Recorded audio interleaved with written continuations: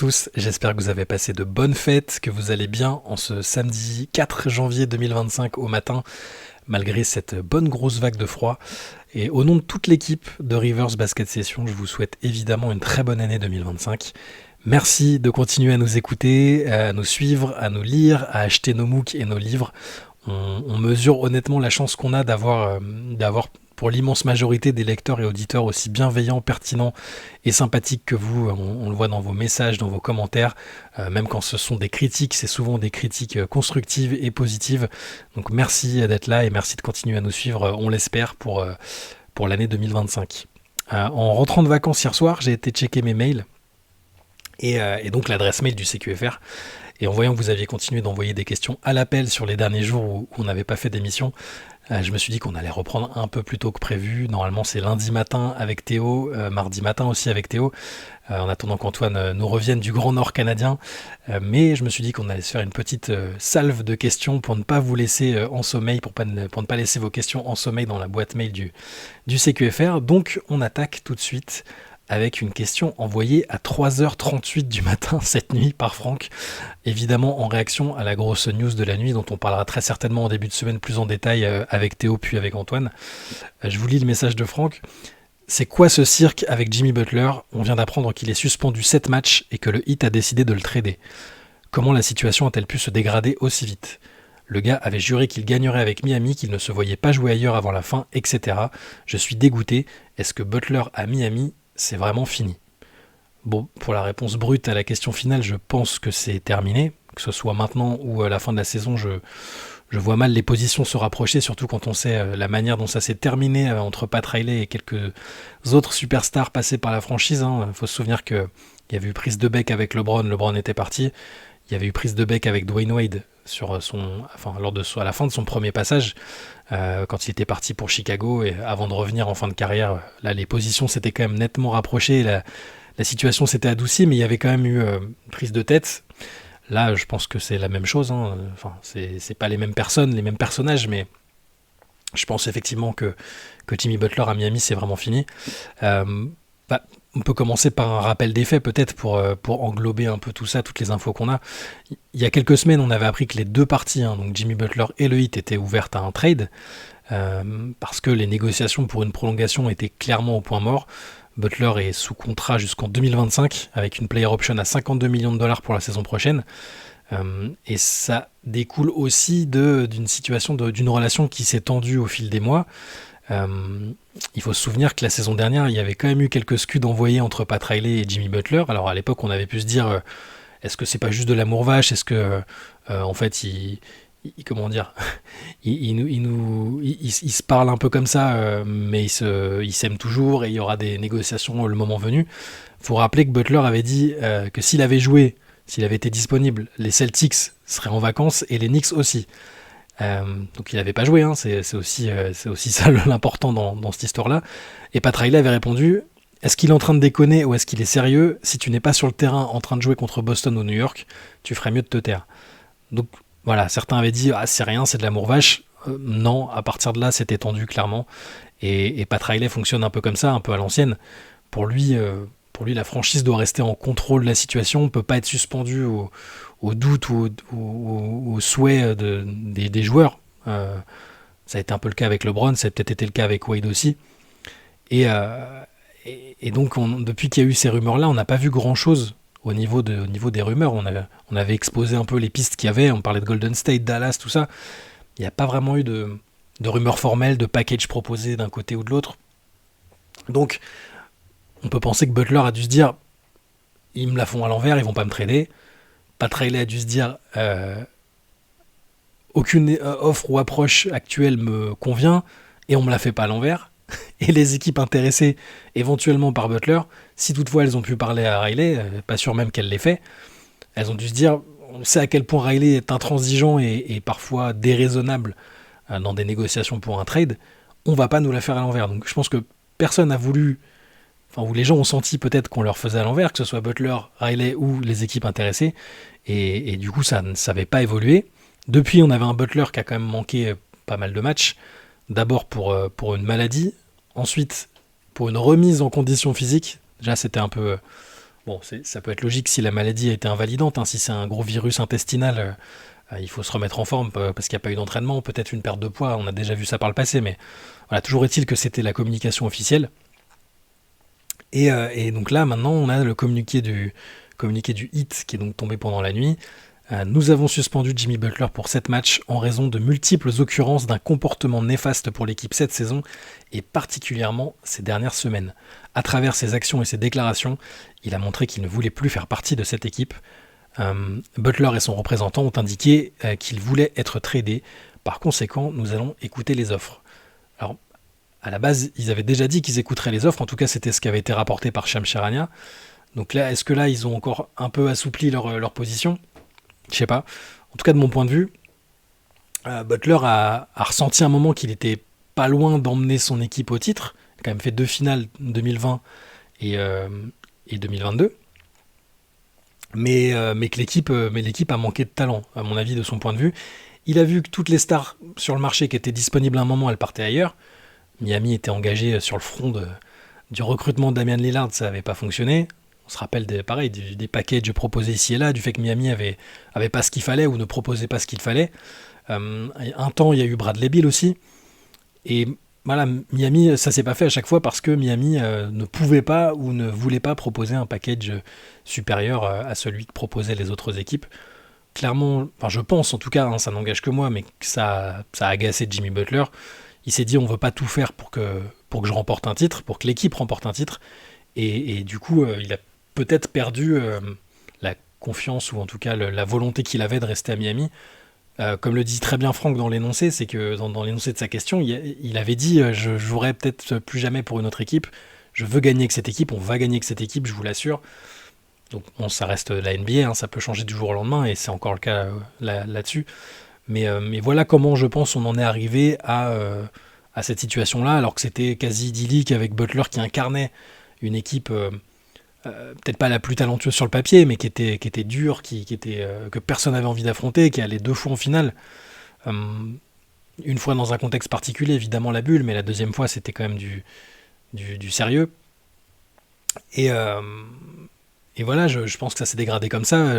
Pat Riley peut-être, alors dans toute sa grandeur et tout le génie qu'il a eu au fil des ans, est peut-être pas euh, adapté ou en phase totale avec la manière dont se passent les choses en 2025, c'est-à-dire avec les joueurs qui ont le contrôle de la ligue, qui ont le contrôle de leur avenir. Je pense que c'est quelque chose dont Pat Riley n'a pas forcément l'habitude. Il n'a pas trop eu à gérer ça par le passé. Ça a souvent été lui et la franchise qui étaient en contrôle. Il veut pas perdre le contrôle et c'est peut-être pas un management que souhaiteraient des joueurs actuels comme Butler. Et c'est aussi pour ça, à mon avis, que ça s'est tendu, que les positions se sont tendues. Maintenant, la situation, elle reste compliquée quand même. Parce que financièrement, la marge de manœuvre des éventuels contenders intéressés, parce que Jimmy Butler avait bien fait passer le message qu'il était intéressé par des contenders.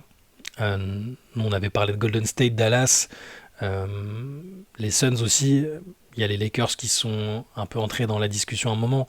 Ben c'est pas simple parce que financièrement, ils n'ont pas beaucoup de marge de manœuvre. On parle d'un joueur qui gagne cette saison 48,7 millions de dollars, qui s'il active sa player option, ce qu'il aurait tout intérêt à faire, hein, euh, ça fera 52 millions de dollars la saison prochaine, à 35 ans, alors qu'il a du mal à faire des saisons complètes ces dernières années.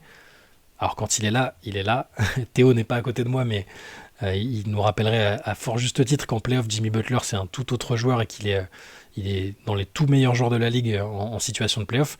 Mais est-ce qu'une équipe est prête à soit faire des sacrifices financiers pour s'attacher à ses services, soit à perdre des assets, comme c'est le cas par exemple pour Houston? On imagine que Houston pourrait l'intéresser parce qu'ils sont pas si loin que ça d'être des contenders. Ils sont dans les 3 premiers à l'ouest en ce moment, ils ont une belle équipe. Mais est-ce qu'ils ont envie de perdre ce noyau dur pour faire venir un joueur qui certes est un joueur local, est une figure de la ligue, mais qui, comme je l'ai dit, a 35 ans et un petit historique de blessures autour?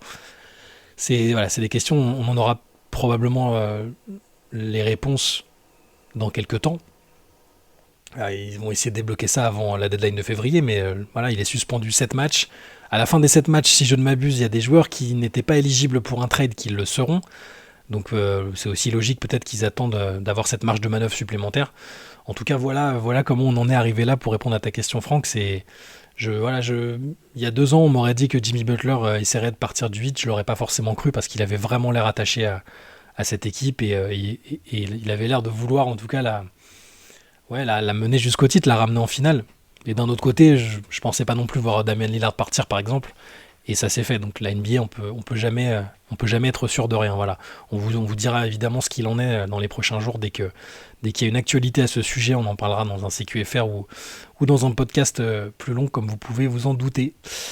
Question d'Anthony. Si vous étiez à la place du GM des Wolves, que feriez-vous du cas Randle ? Quelle serait selon vous la chose la plus intéressante à faire pour maximiser le plus vite possible les chances de titre avec Edwards ? Faut-il un autre joueur qui score avec Ant à la place de Randle, ou plutôt d'étoffer avec plus de role-player et qu'Edwards soit sur le papier le seul gros scoreur ?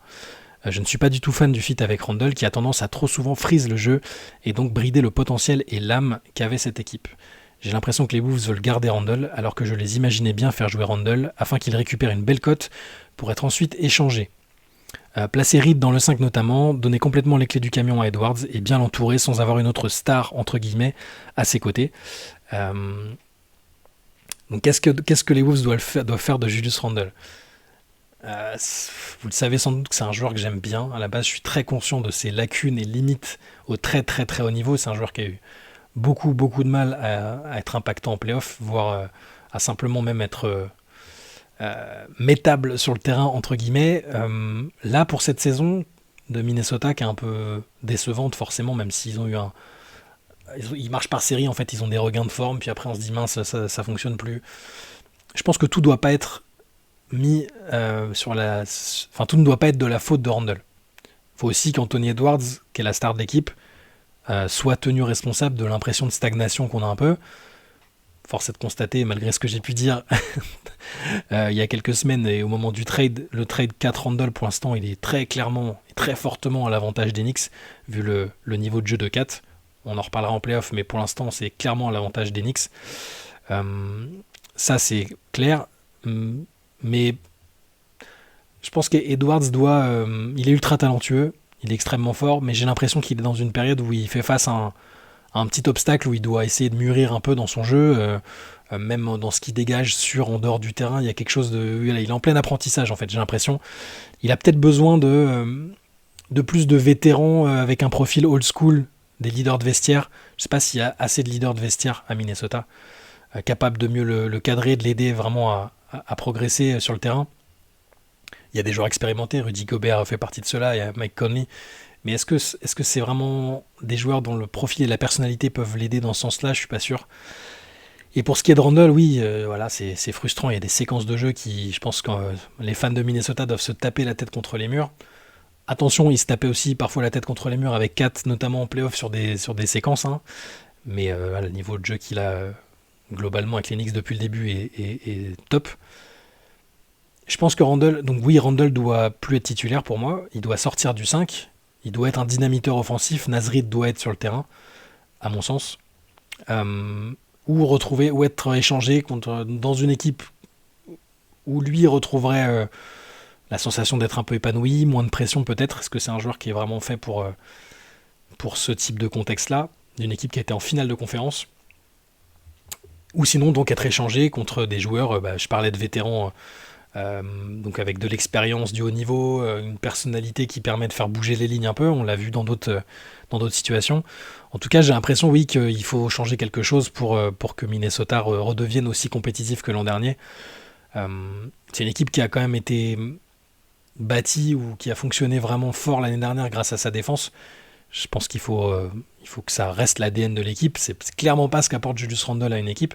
Donc soit pour moi il sort du banc et c'est un fort scoreur quand même en sortie de banc, soit il est échangé contre des joueurs avec le profil que j'ai évoqué. Question plus rapide et moins sérieuse que nous propose Anthony par la suite. Est-ce qu'Edwards blague quand il dit que s'il arrive à avoir un titre NBA, alors il partira en NFL ? Il nous dit dans ce cas autant garder Randle chez les Wolves pour profiter le plus longtemps possible d'Edwards en NBA. Alors, est-ce qu'il partirait en NFL après avoir gagné un titre ? Il y a plein de joueurs NBA qui rêvent de jouer en NFL, à commencer par LeBron, qui est un énorme fan des Dallas Cowboys, qui a déjà évoqué l'idée, l'envie. Après, le faire, c'est quand même autre chose, quoi. C'est une ligue dans un autre sport. de très très très haut niveau. Pour le coup marketing, on sait pas, peut-être oui que ça se ferait, mais non, moi j'y crois pas trop honnêtement. Je pense que ce serait compliqué. Euh, on peut pas y rentrer comme ça dépend aussi à quel poste, ça dépend quel type de contrat, ça dépend l'âge auquel il rentrerait. Là, il est dans un prime physique qui lui permettrait peut-être, peu importe la position, je suis pas assez spécialiste de la NFL, mais bon, il a certainement des aptitudes, hein, c'est un athlète, c'est un top athlète, hein, Anthony Edwards, et peut-être qu'avec de l'entraînement, il y arrivera à coup sûr, mais je pense qu'il va... Alors déjà, il faut qu'il gagne un titre NBA, c'est pas gagné, et ensuite qu'il puisse faire la bascule comme ça. C'est déjà arrivé dans certains sports, il y a eu des changements, mais à très très haut niveau, jouer à très très haut niveau dans deux sports, c'est compliqué quand même. Et petite question pour finir d'Anthony toujours, sur quelle chaîne peut-on voir l'Euroleague? Eh bien Anthony, tu as les matchs d'Euroleague sur Squeak, via leur application ou leur site, c'est pas une chaîne télé traditionnelle. Tu as leur application ou leur site où tu peux voir les matchs de cette très belle compétition qui est l'Euroleague, effectivement. Question de Rastafou. Question depuis l'île de la Réunion. J'espère que tu as du beau temps pendant que nous, on se les gèle par ici. Est-ce que la bonne saison de Gershon Yabusele va lui garantir un bon contrat NBA? Y a-t-il des opportunités de trade avantageuses pour lui qui pourraient se dessiner? Gershon, en gros, il est à 10 points, 5 rebonds de moyenne, adresse globale 50%, presque 40% à 3 points. Donc pour moi, ça dépendra de lui. Parce que toutes les franchises NBA voient ce qu'il est en train de faire, voient son impact. Et la mission qu'il avait, c'était de prouver qu'il a sa place en NBA. Pour moi, elle est déjà remplie. Je vois pas les Sixers le trader. Par contre, est-ce que lui peut aller chercher un joli contrat la saison prochaine, ailleurs qu'à Philadelphie? Oui, à mon avis.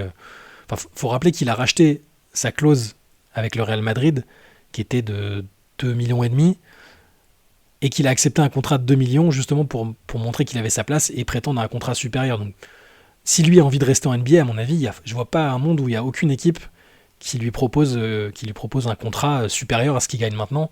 C'est un excellent remplaçant. Il joue, je vous dis, il joue 24 minutes par match. Donc voilà, quasiment à 10 points et 5 rebonds. C'est un remplaçant d'impact, il est capable d'être titulaire.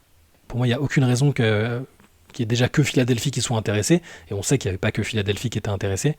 Et surtout qu'il n'y ait pas une équipe qui lui propose plus qu'un salaire quasi minimum, comme c'est le cas actuellement. Donc là-dessus, le pari, il est gagné. Gershon, il a prouvé. Alors avec l'équipe de France, on avait quand même bien senti qu'il avait le niveau pour la NBA, avec le Real Madrid aussi. Maintenant, il n'y a plus qu'à voir si lui a envie de rester en NBA, et vu que c'était son objectif, je pense qu'il va y rester. Il faut voir aussi comment se terminera la saison avec Philadelphie.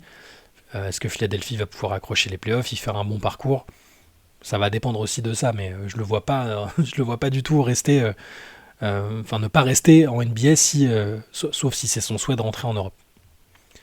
Question de Will. J'ai une question qui concerne une franchise qui ne m'a jamais vraiment attiré, les Sacramento Kings, et plus précisément un joueur qui garde une cote trop élevée pour son impact, le numéro 10, DeMar DeRozan. Avez-vous le même sentiment que moi le concernant? Il est bon sans être transcendant, il amène un plus offensif dans les équipes où il est, mais sans que cela se matérialise par des progressions notables au classement. J'ai vraiment l'impression qu'il caractérise le terme ventre mou. Pas nul, mais pas hyper génial. Du coup, en regardant les saisons des équipes qu'il a côtoyées, on tombe sur le même constat. Avec les Raptors, ils sont bons mais se font botter par LeBron. Trade pour Kawhi égale titre NBA. Spurs, période sans éclat de cette franchise mythique. Bulls, période la plus soporifique de cette autre franchise mythique. Depuis son départ, la franchise retrouve du peps. Ouais. Et Sacramento, après une saison light the beam enthousiaste, le recrutement du numéro 10 a coïncidé avec une extinction du faisceau. C'est pour cela que, n'étant pas au cœur du réacteur NBA, je vous demande votre aide pour comprendre qu'est-ce qui fait que DeMar DeRozan a une cote encore aussi élevée. Désolé d'avoir fait long, mais dans une NBA qui se structure autour de deux philosophies, soit tu tankes, soit tu vises le titre, comment fait-on pour recruter un joueur qui caractérise le terme random ? C'est dur pour le pauvre DeMar DeRozan, mais ça s'entend totalement. C'est une analyse qui est intéressante, je trouve. Pour les Bulls, je suis un peu plus mesuré que toi. Je ne sais pas si cette franchise a vraiment retrouvé du peps. Par contre, effectivement, il y a joué dans une période... ça a été décevant, l'association des trois All-Stars avec Vucevic et Zach LaVine. pour moi, DeMar DeRozan, c'est un joueur qui est né un peu trop tard. Je pense qu'il aurait été fantastique dans les années 90, avec son mid-range, avec ses qualités athlétiques, son scoring pur. Il me semble fait pour cette période-là. Euh, et aujourd'hui, effectivement, même si on recule un peu là, en reprenant les étapes que tu as évoquées, il est toujours bon. C'est quand même toujours l'un des tout meilleurs joueurs de l'équipe. Il est régulier, mais effectivement, le terme pas transcendant, c'est peut-être ça aussi c'est peut-être ça que je retiens aussi. Pas assez transcendant, en tout cas, pour faire passer des caps à des équipes. Très bon, suffisamment bon pour assurer un niveau minimum. C'est un joueur All-Star, c'est un excellent scoreur, mais peut-être pas assez effectivement pour être dans les stars ou superstars. Il me semble qu'il y a une demi-saison, ou peut-être plus à San Antonio, où il est pas si loin que ça d'être dans la discussion pour le MVP, parce qu'il a un niveau de jeu constant et impressionnant, mais sinon sur le reste, c'est vrai que je te rejoins un peu. Par contre, enfin, si sa cote est toujours aussi élevée, c'est parce que c'est un super professionnel, c'est un mec qui est extrêmement apprécié et respecté par tout le monde en NBA, et ça a un prix aussi. Donc après, est-ce qu'il doit gagner autant? Est-ce qu'il doit avoir ce type de contrat? Je sais pas. Mais le fait qu'il ait toujours sa place et qu'il ait toujours une belle cote, je pense que c'est aussi les Kings l'ont recruté parce qu'ils se sont dit il a beaucoup d'expérience, il a toujours un niveau élevé, il va nous aider à encadrer Fox et Sabonis.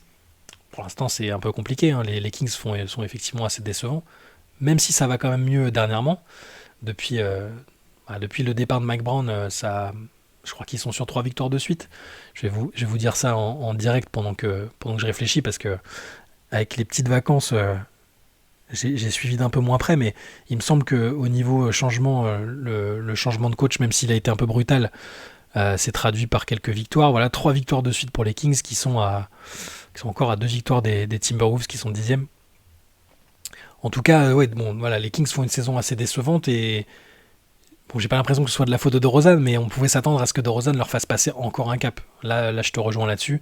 Par contre, sa cote, oui, elle est due au respect qu'il a acquis avec toutes ces années de régularité, de très bon niveau. Ça reste quand même. C'est pas un joueur surcoté, je pense, hein, même si tu as l'air de le penser. Tout dépend de ce qu'on attend de lui, en fait. Si les Kings s'attendaient à ce qu'il leur fasse vraiment passer un cap et qu'ils deviennent des contenders, ça me paraissait un peu optimiste. Si c'est juste on rajoute un All-Star expérimenté de plus, là-dessus, il fait plutôt bien le job. C'est un joueur que j'aurais aimé voir à un moment dans sa carrière quand même, soit aux Lakers, soit aux Clippers, parce que c'était son rêve, parce que peut-être qu'avec le roster qu'il y avait à certains moments, à la fois aux Clippers et aux Lakers, sa présence aurait été peut-être plus utile encore qu'elle ne l'est là actuellement à Sacramento, mais ce sera intéressant de voir quelle empreinte il laisse en NBA après. Voilà, il a été adoré à Toronto. San Antonio, bon, il a été respecté, mais effectivement, c'était dans une période de vache maigre. Chicago, ça a été le meilleur joueur de l'équipe très souvent, mais on va peut-être pas laisser une empreinte indélébile non plus. Et Sacramento, ça reste à voir. Donc sur sa carrière globale, on va voir, est-ce que c'est un membre du Hall of Fame parce qu'il a une carrière longue et régulière, ou est-ce que c'est juste un joueur presque anodin de cette génération. On verra quand il prendra sa retraite dans, j'imagine, pas si longtemps que ça finalement. Question de Massil. Salut les gars, je vous propose un start bench cut qui concerne des trades potentiels. Je m'explique, je vous propose 3 potentiels trades, à vous de me dire start bench cut selon votre ordre de préférence. La première sélection concerne des trades qui interviendraient avant la trade deadline à venir et qui concernent des équipes souhaitant se renforcer dans l'optique d'un run de playoff. Première proposition, Nikola Vucevic aux Golden State Warriors sans que cela n'implique Kuminga. Exemple, Kyle Anderson, Gary Payton, Trayce Jackson-Davis et des seconds tours par exemple. Deuxième proposition, Anthony Simons au Magic. Troisième proposition, Cam Johnson à Minnesota dans un package qui permet de se débarrasser de l'expirant de Randle. Selon mon ordre de préférence, alors vu l'hécatombe au Magic, je serais tenté de te dire que je veux bien Anthony Simons au Magic, un gros scoreur de plus, dans une équipe plutôt bonne défensivement, je serais assez chaud. Est-ce que Vucevic aux Warriors... Alors je serais dans tous les cas super content de voir Vucevic dans un contexte plus compétitif qu'aujourd'hui à Chicago, où il met des doubles-doubles, pas pour rien, hein, parce que Chicago espère jouer les playoffs, mais c'est pas le même type de compétitivité, je pense. Donc j'aimerais bien peut-être, et Cam Johnson à Minnesota, c'est peut-être pas ce que moi je ferais, mais c'est peut-être le plus pertinent en fait d'un point de vue sportif. Tu te débarrasses de l'expirant de Randle et tu récupères un joueur qui est super chaud avec Brooklyn, qui a déjà vécu des finales NBA. C'est pas déconnant. Peut-être que je mettrais Cam Johnson en 1, Anthony Simons au Magic, pour qu'il y ait un nouvel Anthony au Magic, vu qu'il est quand même prénommé en hommage à Penny Hardaway. Et Vucevic ensuite aux Warriors, parce que je sais pas si c'est le transfert que je ferai pour Golden State, même si j'adore vraiment Nikola Vucevic. La seconde sélection concerne des trades qui interviendraient cet été, dans l'optique de faire passer un gros cap à des équipes jeunes en progression. Darius Garland à San Antonio, Devin Booker à Houston. Entre parenthèses, cela permettrait entre autres aux Suns de récupérer leur premier tour de draft envoyé à Brooklyn à l'époque et qui appartiennent aujourd'hui à Houston. Ou Lauri Markkanen à Détroit. C'est pas simple, hein. C'est pas simple. Je dirais, le niveau de jeu de Darius Garland actuel, niveau All-Star, tu rajoutes ça à San Antonio, avec Wembanyama et ce qu'il y a déjà en place, je pense que c'est le trade que je préférerais peut-être voir, quoi. Même si ça m'embêterait de démanteler ce qui a été construit à Cleveland, ça fait tout de suite passer un cap à San Antonio, si c'est ce Darius Garland qu'on voit actuellement, qui est hyper adroit, hyper productif. Donc je dirais Garland en 1. J'ai pas envie de voir Booker à Houston. Je sais pas, ça me botte pas. Même si ça permettrait à Phoenix de récupérer des premiers tours, derrière il te reste Kevin Durant et Bradley Beal qui sont plus vieux que Booker. J'ai un peu dans l'idée que Booker est intouchable à Phoenix, je me trompe peut-être. Et enfin Lauri Markkanen à Détroit, peut-être en deuxième, ce serait ma deuxième option. Est-ce qu'il est assez fort pour être... là peut-être qu'il serait pas une première option totale, parce qu'il y a Kate Cunningham, ne serait pas le leader de l'équipe. Donc en deuxième option, Markkanen, je trouve ça très bien. Donc je dirais Garland à San Antonio en 1, Lauri Markkanen à Détroit en 2, et Devin Booker à Houston en 3. J'ai pas trop... ça me botte pas. Question de Yagogo, justement sur les Spurs, on parlait des Spurs, sur le sujet du duo Vassell-Wembanyama. Une erreur, selon lui. Ne trouvez-vous pas que ce duo peut ressembler au duo comme Lavin DeRozan, Young Murray, Poole Kuzma, Garland Mitchell en 2023, nous dit-il. Il précise, en gros, 2 gars forts, mais ensemble ça ne va pas, ils veulent la même part du gâteau. J'ai cette impression quand je vois Vassell qu'il a envie d'être le franchise player qu'il prétendait être en 2021, mais là n'est pas son rôle, en tout cas, au moins depuis la draft de Wembanyama. Je vous entends souvent dire, ouais, Vassell est fort, Vassell est promis un grand avenir. Je le pense aussi, mais pas avec les Spurs. Je trouve qu'il flingue la nouvelle identité. Bref, tradez-le, il peut rapporter gros. Pouvez-vous répondre à ça? Votre avis m'intéresse et j'imagine ne pas être le seul intéressé par ce sujet. Je suis pas le plus grand fan de Devin Vassell au sein de la rédac. Théo l'adore. Théo, dès qu'il l'a vu débarquer en NBA, il lui a promis un grand avenir, effectivement. Antoine l'aime bien aussi. Moi, je le trouve bon. Cette année, un peu moins, il a eu des blessures, des absences. Je suis effectivement pas persuadé que ce soit un tandem, en tout cas, entre ces deux-là qui permettent aux Spurs de passer un cap. Et peut-être qu'il a vocation à briller ailleurs. Sauf si il arrive à s'imbriquer dans un rôle qui est plus celui de troisième option, de lieutenant, ce qui semble évident. Quand il a tenu des propos, quand il a dit qu'il voulait être le franchise player, j'imagine que c'était avant qu'il sache qu'il jouerait avec Victor Wembanyama un jour. En tout cas avec un joueur aussi fort et prometteur. Donc moi, à partir du moment où il a envie d'être là et où il considère pas toujours aujourd'hui qu'il peut être franchise player, c'est pas déconnant de le conserver pour voir comment ça fonctionne. Et sur les duos dont tu parlais plus haut, Garland Mitchell 2023, là en 2024 on voit que ça marche bien. Parfois c'est une question de contexte aussi. C'est une question de saison, de dynamique. Poole et Kuzma, qui a vraiment cru que Poole et Kuzma fonctionneraient vraiment bien ensemble à Washington? Voilà. Pour Trae Young et DeJounte Murray, là aussi il y avait quand même pas mal de doutes et de scepticisme. Et Lavin DeRozan, on en parlait un peu plus haut pour Chicago. C'est vrai que ça a été une déception, ce trio. Je vois pas ça comme un duo. Là en plus tu mets... Il y a des duos différents avec des duos d'arrière.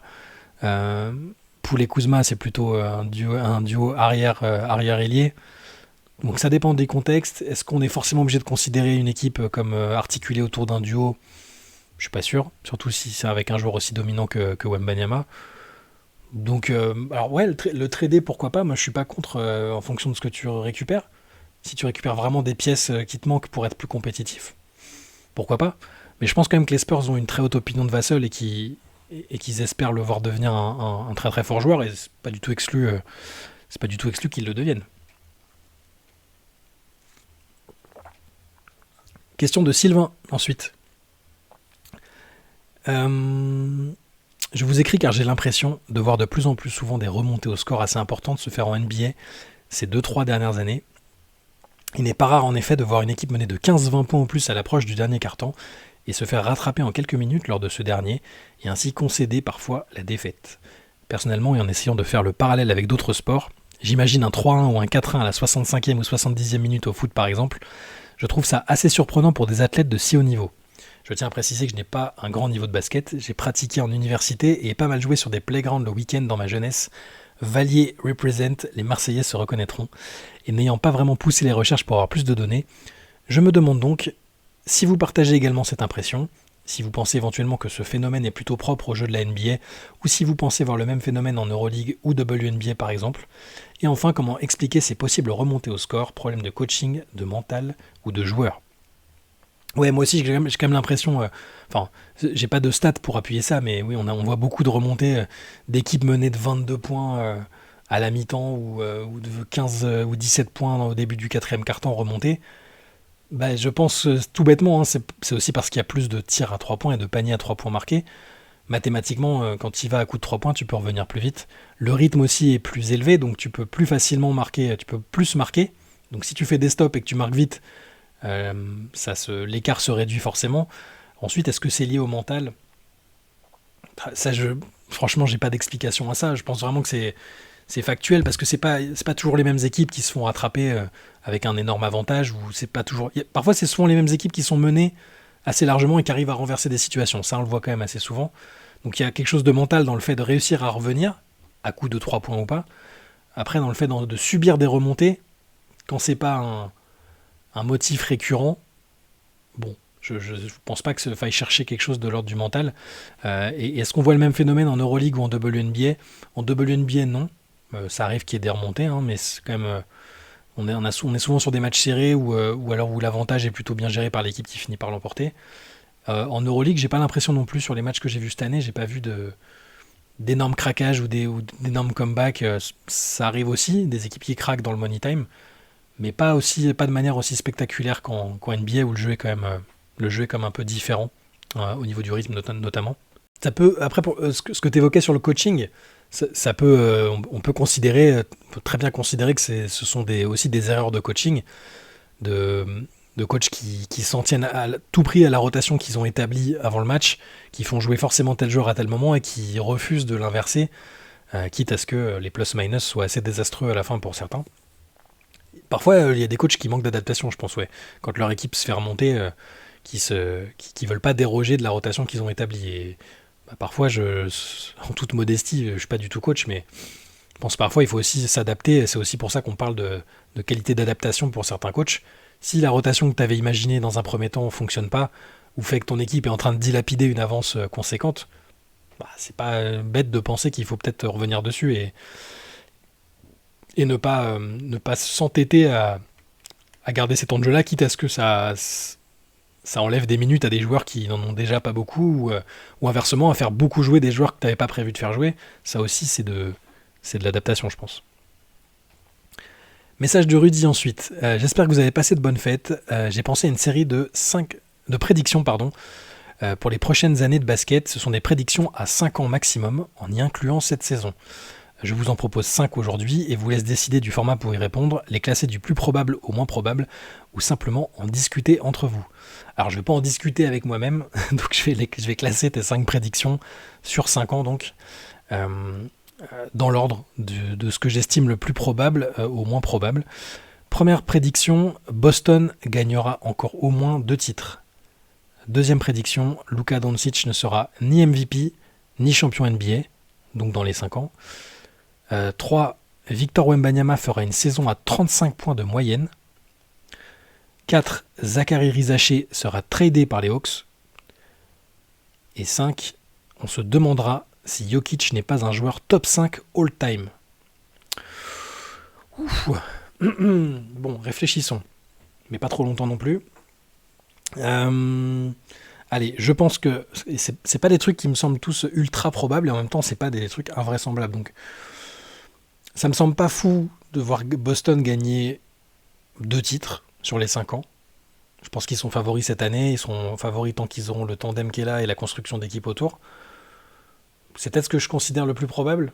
Boston qui gagne au moins 2 titres.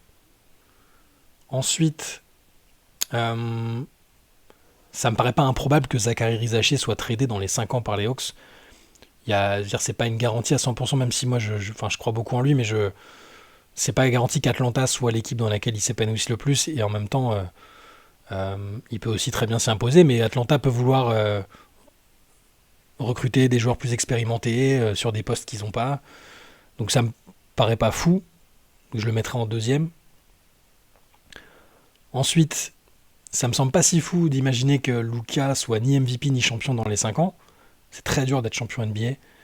C'est pas si simple d'être MVP. Il faut tenir la distance physiquement. Sur le niveau, il l'a évidemment, mais il va continuer de jouer dans une ligue où il y a Yanis, Jokic, Shai Gilgeous-Alexander et d'autres que j'ai même pas cités, ou Mbanyama. Donc c'est très dur. Ça va être très dur d'être MVP à cette époque-là. Donc c'est pas si évident. Je lui souhaite de gagner, hein. Forcément, il vient de jouer des finales, donc il a envie de gagner. Donc en troisième, je dirais Doncic. Il me reste donc... Ouais, j'y crois pas trop. La saison à 35 points de moyenne de Victor, je suis pas sûr que ce soit la meilleure recette pour que San Antonio soit compétitif. Donc, alors, je vais regarder à combien il est maintenant. S'il est déjà pas très loin, je vais peut-être revenir sur ma décision. Mais Victor Wembanyama, cette saison, il tourne à 26 points de moyenne. Donc il faut quand même marquer 9 points de plus par match. Je sais pas si ça se traduirait par des meilleures performances collectives pour les Spurs. Enfin, c'est pas ce que j'ai en tête. Une saison à 30 points, bien sûr. Je pense qu'il est capable de la faire et il la fera certainement. Mais non, je crois pas trop à la saison à 35 points de moyenne. Donc en avant-dernier, la proposition sur Victor Wembanyama. Et en dernier, j'ai du mal à imaginer qu'on se demande si Jokic n'est pas un joueur top 5 all-time dans les 5 ans. Ça voudrait dire qu'il a... Bon, il va gagner d'autres MVP entre-temps, peut-être. Peut-être dès cette année. Les Nuggets gagneront pourquoi pas encore un titre. Ça peut arriver, même s'ils sont pas sur une dynamique très très positive, je trouve. Top 5 all-time quand même. Lui-même n'est pas dans une quête de reconnaissance d'être dans un top all-time déjà. Ça peut y jouer. Et déjà, top 5 de sa position, c'est magnifique. Ce serait magnifique déjà. Enfin, tous les pivots incroyables qu'il y a eu en NBA, je pense que c'est très possible qu'on se demande si c'est pas l'un des 5 meilleurs pivots de tous les temps. L'un des 5 meilleurs joueurs de tous les temps, c'est... Voilà, donc pour reprendre ton intitulé, on se demandera si... Je pense pas qu'il y en a beaucoup qui se le demanderont. Je pense, hein. Enfin, dans le classement des joueurs all-time, voilà, chacun a le sien, plus ou moins, mais entre les Jordan, LeBron, Magic, Bird, Jabbar, Chamberlain, bref, j'en passe. Je suis pas sûr qu'il y en ait beaucoup qui mettraient Jokic dedans. Je pense. Donc ça me paraît être le moins probable des 5. La moins probable des 5 prédictions. Et nous dit un bonus, Shai aura quitté Basket Session pour un emploi à temps partiel de seulement 35 heures par jour. Non, on reste. Même si j'ai dit tout à l'heure que même en NBA, les joueurs qui disaient qu'ils allaient rester toute leur vie pouvaient partir. Non, mais dans 5 ans, je serai encore à Basket Session, je l'espère. Voilà. Et il nous dit encore merci pour le contenu. Mon livre GOAT m'attend en France. J'ai bien hâte de le lire. N'hésitez pas à nous faire des retours sur le livre, hein, dans les commentaires ou par mail. Ça nous fait toujours plaisir. Vous des remarques, des critiques aussi. N'hésitez pas, c'est toujours bon à prendre. On aime toujours bien lire vos remarques là-dessus. On enchaîne avec une question de bonisseur de la batte, sacré Hubert. Bonne année et meilleurs vœux à toute l'équipe en avance. Vient l'époque des votes pour le All-Star Game et des débats associés qui semblent captiver bien plus que l'événement en lui-même. Chaque année, je me désole de voir des stars surnageant dans des équipes médiocres être sélectionnées devant des joueurs aux stats un peu moins ronflantes, mais dans des franchises au sommet.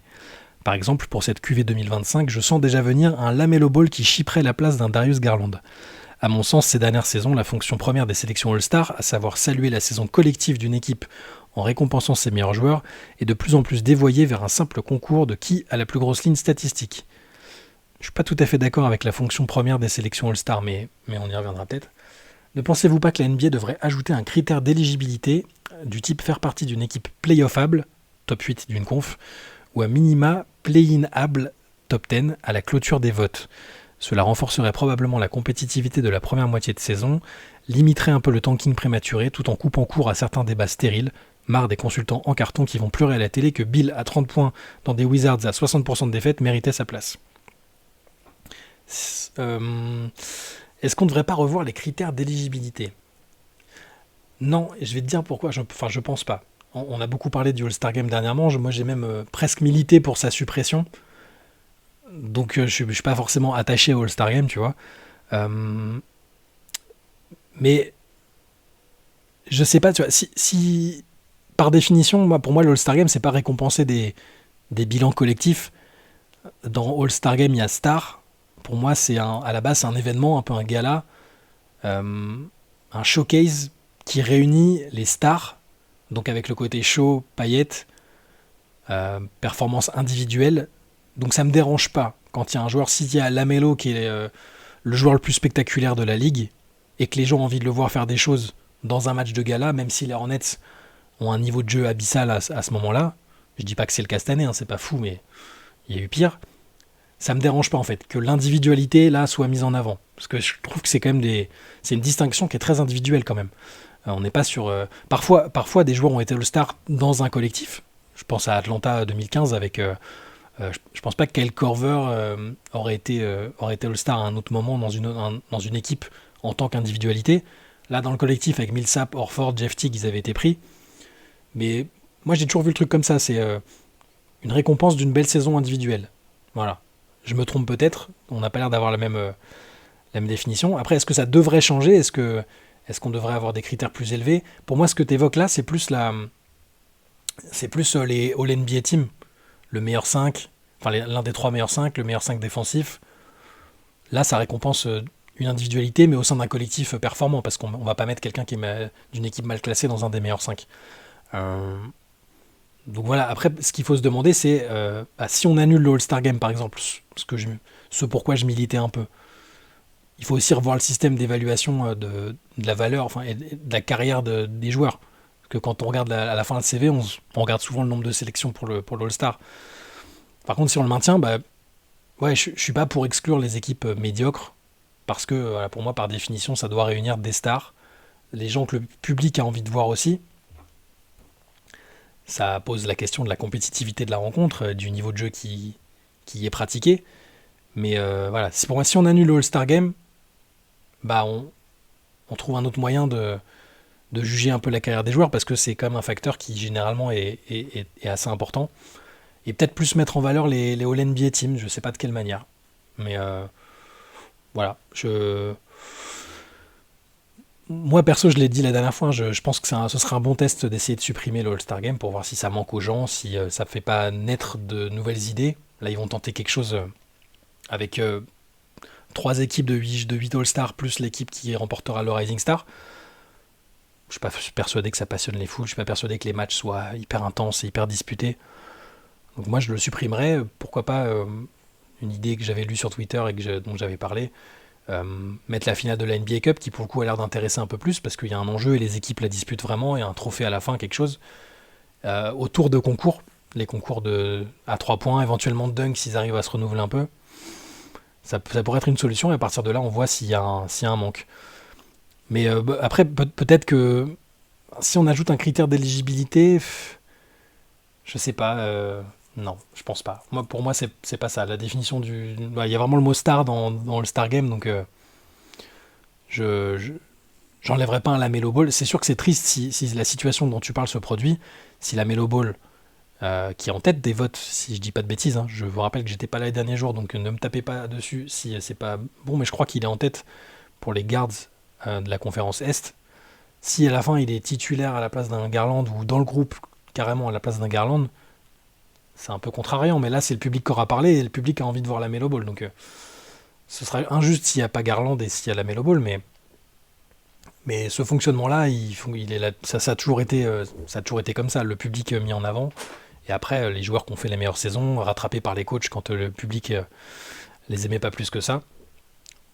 On fera un long débat sur l'All-Star Game à la fin de celui-ci, hein, dans le mois prochain, du côté de San Francisco, et on verra si le format a marché, s'il faut pas changer des choses. Vous nous donnerez vos idées, là, celles que tu évoques, les critères d'éligibilité, pourquoi pas, hein, peut-être que c'est toi qui as raison.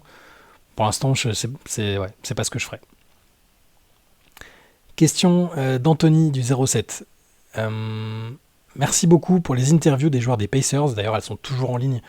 J'en profite pour vous le rappeler. C'est des petites interviews de 5 minutes de TJ McConnell et Obi Toppin qu'on a pu avoir ces derniers jours. Et donc, je reprends la question, pardon. Quelle ne fut pas ma stupéfaction quand j'ai entendu Toppin croire que Manu Ginobili était français, même si j'aurais adoré. Comment expliquez-vous cela ? Est-ce un manque d'intérêt pour le basket, un manque de culture générale ? Est-ce que Toppin est une exception ou est-ce la majorité des joueurs qui ne s'intéressent pas à la planète basket ? Et en complément, pourrions-nous connaître un peu les coulisses de ces interviews ? Est-ce vous qui avez demandé ces joueurs ? Est-ce que vos questions devaient valoriser les NBA Paris Games ? Le temps devait être limité. Je vais commencer par la fin. Oui, le temps était limité, on avait 5 minutes avec chacun des deux. Ils étaient dans une phase ils donnaient des interviews individuelles à certains médias internationaux. Alors là, c'était pas directement pour le NBA Paris Game, mais bon, c'était forcément un sujet qui pouvait être abordé. C'était pour une diffusion en prime time à européenne d'un de leurs matchs contre les Kings, si je dis pas de bêtises. Donc c'est pour ça qu'ils étaient rendus dispo, comme le sont parfois certains joueurs d'équipe NBA, pour des petits créneaux comme ça, parce qu'ils en ont beaucoup à faire, donc avec des médias de tous les horizons. Donc on a eu 5 minutes. Donc c'est pas nous qui les avons demandé particulièrement. On nous dit Obi Toppin et TJ McConnell sont disponibles, est-ce que ça vous intéresse, est-ce que vous êtes disponible ? Là en l'occurrence j'étais disponible, donc on a fait ces petites interviews. Évidemment qu'en règle générale, vous avez pu le voir sur d'autres interviews qu'on a postées sur la chaîne, on essaye toujours d'avoir plus de temps que ça avec les interviews, mais c'est déjà une occasion sympa de discuter avec des joueurs NBA, et puis peut-être de pousser un peu l'entretien lorsqu'on les verra à Paris jouer contre les Spurs. Et donc pour revenir à la question sur Ginobili, oui, si vous n'avez pas vu l'interview, il dit, alors je lui demande quels sont ses joueurs français préférés, donc il cite Tony Parker, il dit Tony Parker est bien français, il y a une petite hésitation, et après il me dit Ginobili, et je dis non, il est argentin, même si j'aurais adoré moi aussi qu'il soit français. Donc comment on l'explique ? Il y a pas mal de joueurs américains qui s'intéressent pas du tout au basket international, ça va mieux maintenant, hein, évidemment, parce qu'il y a plus de joueurs internationaux qui débarquent en NBA, les compétitions sont plus visibles, les compétitions internationales. Ça va mieux, mais il y a un manque de culture G aussi, hein. Bon là, Obi Toppin, il a vu toute sa vie Tony Parker parler un anglais parfait en tant que joueur des Spurs. Je pense qu'il a peut-être vu jouer après dans des compétitions, et il a intégré le fait qu'il était français, mais pour Ginobili c'est pareil. Je pense que toute sa vie il l'a vu parler un anglais excellent dans une équipe américaine. Donc dans sa tête il se dit il est américain. C'est un joueur et il n'est pas seul. Voilà, pour répondre à ta question, il n'est pas seul. Il y a plein de joueurs américains qui ne s'intéressant pas du tout à ce qui se fait à l'étranger, ou très peu, ont tendance à mettre les non-américains dans un même panier. Après, Obi Toppin, il le dit dans l'interview, il est jamais sorti du territoire américain. Donc ça va être sa première fois en France. Donc on peut imaginer qu'il n'a pas, que ce soit par lui-même ou par les opportunités qu'il a eues, il n'a pas pu ou voulu trop s'intéresser encore à ce qui se faisait à l'étranger. On va pas, je ne juge pas, je ne vais pas le blâmer. Il a été très très sympathique, et voilà, je pense qu'il n'est pas du tout seul. On pourrait faire un sondage, hein. Je pense qu'il y a plein de gens qui ne savent pas que Ginobili est argentin, même si les Américains devraient se souvenir de son équipe qu'ils avaient battu en compétition internationale. Et Tony Parker, ils ont un peu intégré parce que, en tout cas j'imagine que la plupart qui l'ont vu jouer ont intégré que c'était un joueur non américain malgré son anglais parfait. Voilà. Question de Phil. Petite question. Chut, pas de politique. SHSH, pas de politique. Un certain nombre de grands médias, y compris français, ont pris la décision de quitter le bourbier qui est devenu Twitter X afin de ne pas cautionner sa dérive initiée par le rachat de l'oligarque Musk. Du côté du basket français, que ce soit les clubs ou les médias, je ne vois rien. Alors je me demande si Rivers, prenant le parti de devenir le représentant de la FWB, la fédération wokistanaise de basket, ne pourrait pas prendre le leadership et lancer un French BB, French Basketball Leaves X, afin d'inciter les collègues à migrer vers des supports moins nauséabonds. Alors, au sein de la rédaction, on a déjà Théo qui a quitté Twitter pour aller sur Blue Sky. Moi j'ai un compte sur Blue Sky, je m'en sers pas encore beaucoup. Antoine, ça fait déjà plusieurs années, il nous l'avait dit même avant le rachat de Musk que Twitter c'était très très nauséabond et un peu une décharge. On a un compte Reverse d'ailleurs sur Blue Sky, il me semble que c'est notre ami Benjamin qui nous l'avait créé, from San Antonio. Donc on n'a pas encore, on fait migrer un peu le contenu qu'on a sur Blue Sky. Pour l'instant, on n'a pas prévu de supprimer le compte Reverse. À titre personnel, moi si j'arrive à retrouver les mêmes fonctionnalités, la même immédiateté de l'information du côté de Blue Sky et que Twitter effectivement n'est pas l'endroit le plus agréable du monde depuis qu'Elon Musk l'a pris, j'ai aucun problème à quitter Twitter pour rejoindre un autre réseau social où l'échange soit plus facile, où on peut quand même partager nos contenus, bénéficier de l'information en temps réel. C'est quand même moi l'intérêt de Twitter, et c'est quasiment le seul réseau social sur lequel je vais vraiment très très fréquemment. C'est parce que les franchises, les médias US communiquent d'abord sur Twitter ou sur X. Et oui, c'est nauséabond, oui, il faut faire un immense tri pour être tranquille. Mais moi, ça fait plus de 10 ans, je pense, que je suis sur Twitter. Et j'ai réussi à faire un tri qui me rend les visites sur Twitter plus convenables, on va dire, moins dérangeantes.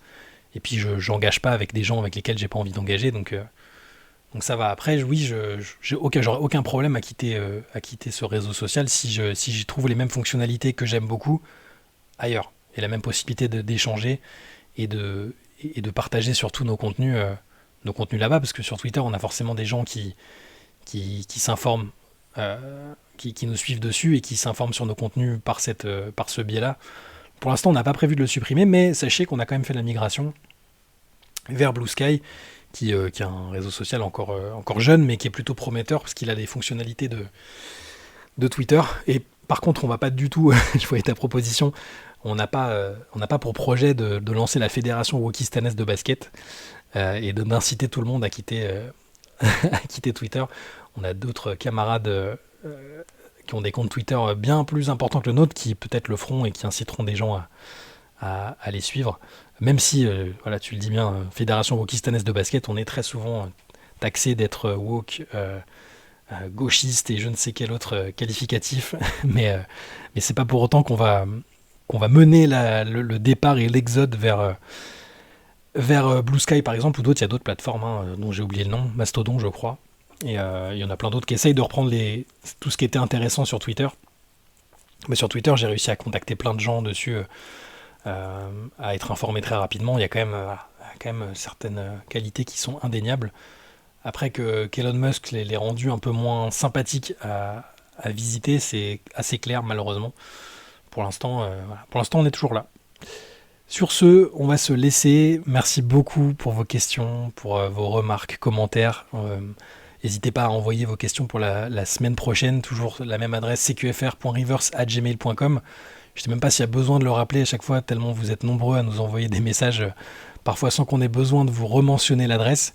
On se retrouvera lundi matin avec un CQFR pour parler des matchs et peut-être aussi avec Théo de l'actualité autour de Jimmy Butler. On va lui demander son avis. Lui, le fan de Jimmy Butler, lui, l'amateur du Miami Heat aussi.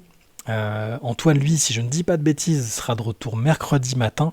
Je crois que son avion atterrit mardi en France. Et vous retrouverez le grand Antoine Pimel mercredi matin. Je vous tiendrai au courant pour voir si on fait une late session mardi soir. Et d'ici là, portez-vous très bien. Encore une fois, très très bonne année à vous, meilleurs vœux pour vous, vos proches, la santé comme on dit, et à très bientôt.